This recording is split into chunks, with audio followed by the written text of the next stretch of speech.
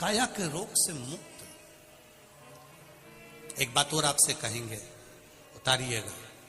जिसके शरीर में सफेद चमड़ी पड़ने लगती है, चर्म रोग हो जाता है, या चेहरे पर आंख के पास में पूरा कालापन आ जाता है, उसको हमेशा याद रखना है, लाल चंदन का लेपन पीपल के पत्ते पर करिए।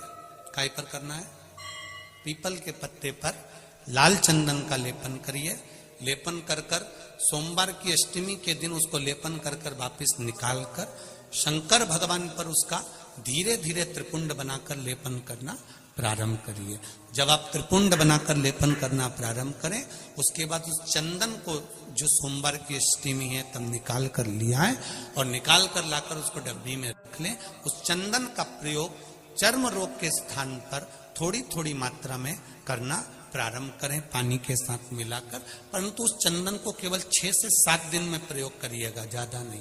धीरे धीरे चमड़ी, परंतु उसको सोमवार की अष्टमी के दिन सिद्ध कर कर बनाना है। उसको सोमवार की अष्टमी के दिन चढ़ाना है श्री शिवाय नमस्तुभ्यम या ओम नमः शिवाय या पंचाक्षर मंत्र या महामृत्युंजय मंत्र, जो आपको आता हो, शिव जी का जो नाम आपको याद हो उसको बोलकर चढ़ा दो। उसको लिया, फिर उसको अपने शरीर पर लगाना प्रारंभ करो। उसका फल आपको 15 दिन के अंदर धीरे धीरे धीरे धीरे प्राप्त होना प्रारंभ हो। लाल चंदन का प्रयोग शिव जी के लिए अवश्य। दूसरा, जब विषम परिस्थिति आ जाए, ऐसा लग रहा है कि आपने पशुपति व्रत कर लिया, सोमवार की अष्टमी का प्रयोग कर लिया, मैंने शंकर जी की आराधना कर ली, तो भी विषम परिस्थिति चल रही है, अभी तक कोई सुधार आने को तैयार नहीं है, तब शंकर जी के मंदिर में जब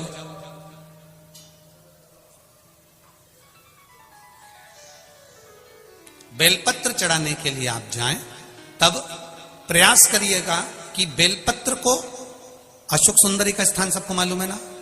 बोलो, जम के बोलो जरा, मालूम है सबको?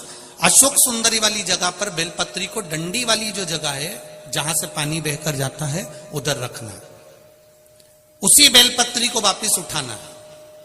शिव जी के शिवलिंग पर जब बेलपत्री रखो तो डंडी का भाग, आप यहां बैठे हो तो डंडी का भाग पीछे की ओर होना चाहिए।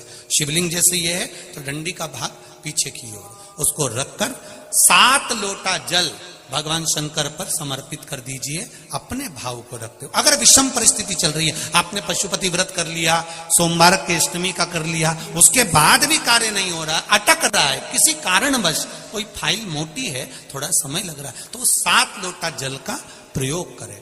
धीरे धीरे 7 लोटा जल शिव जी को बाल्टी में भरकर ले जाएं अपने घर से। 7 कलश जल शिव जी को समर्पित करना है और समर्पित करने के बाद उस बेलपत्री को वापिस अपने ही घर पर लेकर आ जाना। 11 दिन 21 दिन उसको रखो, फिर उसका विसर्जन वापिस किसी नदी, सरोवर, तालाब या वृक्ष के नीचे कर दीजिए। बाबा हाथ पकड़कर बाहर निकाल ही देगा। परिस्थिति अगर बहुत विचित्र, विषमता, बहुत विषम परिस्थिति में, उस जगह पर इसका प्रयोग कर सकते। शंकर भगवान को रिझाना, बेलपत्र का प्रयोग भगवान शिव को रिझाने का जो आनंद है, शिव को जो मनाने का आनंद है, वो एक स्वरूप ही अलग है, उसका एक स्वरूप आनंद।